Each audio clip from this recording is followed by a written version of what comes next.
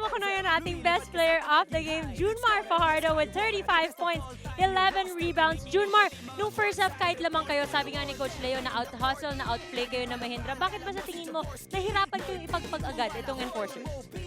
Una-una, salamat nga kami kay God sa magandang game na binigay niya sa amin. Wala na injury, both teams. So, man, tapos greet ko na muna yung mama ko, happy birthday. I love you, ma. And then, sa mama ni Arwin, magaling po kayo, Tita Ara.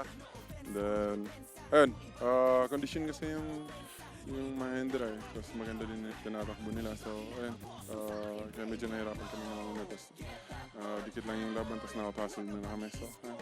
Ngayon naman, before the game pa lang, sabi mo na sa akin, mapapalaban ka sa takbuhan. Mukhang sineryoso, dinibdib mo to. Nakita ko kanina, nauuna ka sa mga fast break nyo. At minsan, ikaw pa, nagbababa ng bola.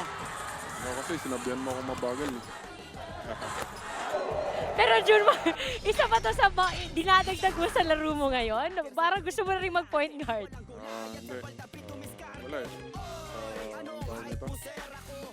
Nagkataon lang na nasa akin yung bola. Pero hindi ko na gagawin ulit yun. Baka pagalitan ako ni Coach.